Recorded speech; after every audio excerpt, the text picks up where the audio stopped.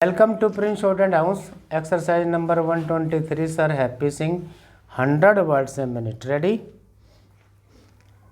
Start. Honorable members are aware of the unfortunate situation that has developed as a result of prolonged strike of junior doctors in Delhi and the attempts by some misguided elements to pressurize government by disreputing the process of medical education and medical care in the country. With your permission, sir, I am laying on the table of the House a detailed note which gives the background of the junior doctors strike in Delhi and details the steps that government have taken to meet their demands. Without taking much time of the House, I would like to point out that government has made handsome increases in the emoluments of these junior doctors, going up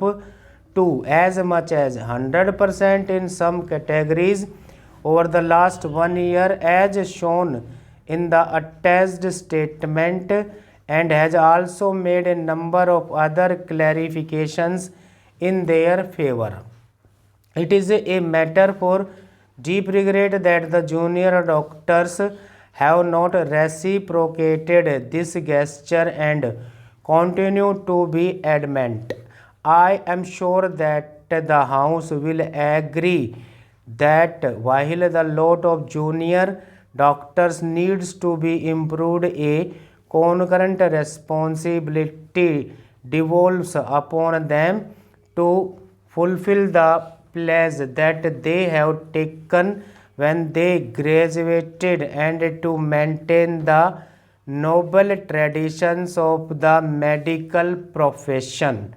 The present strike has caused a great deal of avoidable suffering to large sections of the population in and around Delhi, Chhattisgarh and Pondicherry, the burden of which has fallen particularly on the weaker and more vulnerable sections of society who can ill afford the services of private medical practitioners.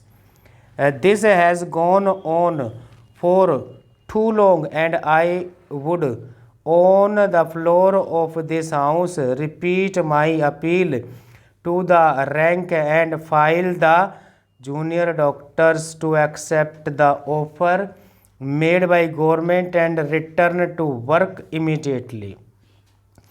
A dialogue on their remaining problems can always continue.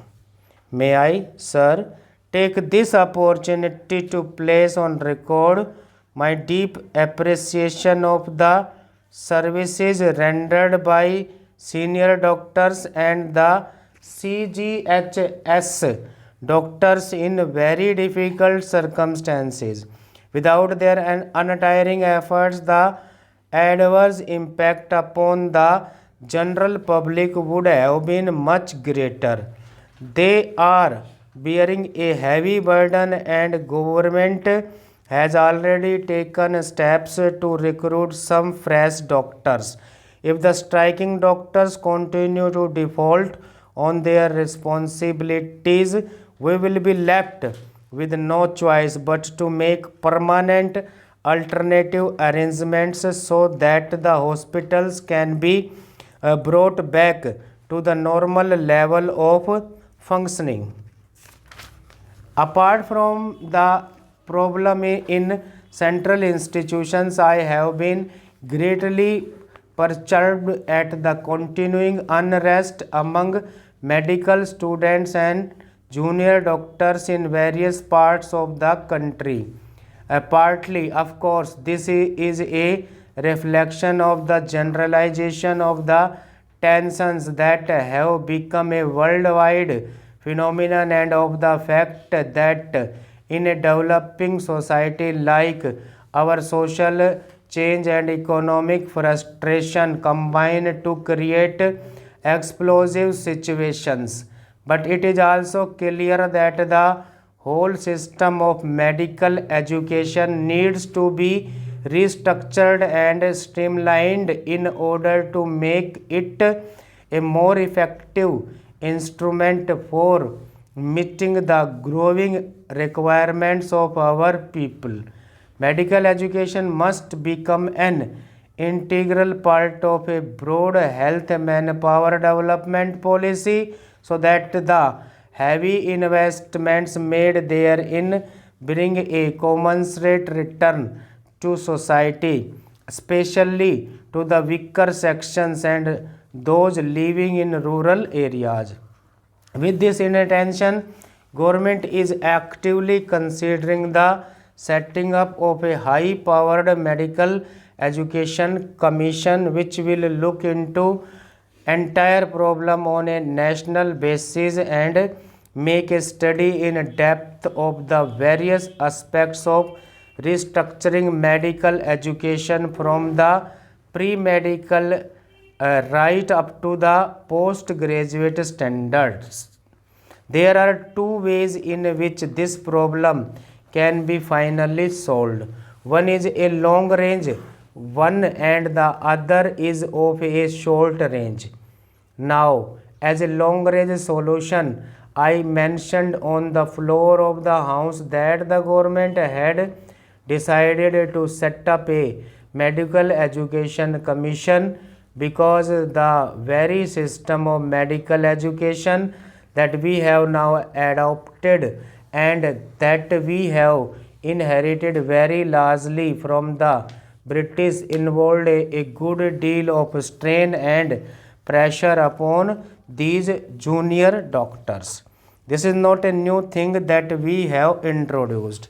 The British system of education, which has been extant in India for many decades, required that these junior doctors to go through a very tough time in order to get their postgraduate degrees and their further specialization. So this problem cannot, sir, really be fully solved unless the matter is looked at from a national point of view and the problem is looked upon by a really competent commission, and it is for this reason that this medical education commission that we intend to set up is going to go into all these matters very carefully and is going to see what can be done to make medical education more responsive to the needs of the nation. Many people sitting in this house represent rural areas. We have a particular situation in which all the doctors are very largely concentrated in the urban areas. Stop.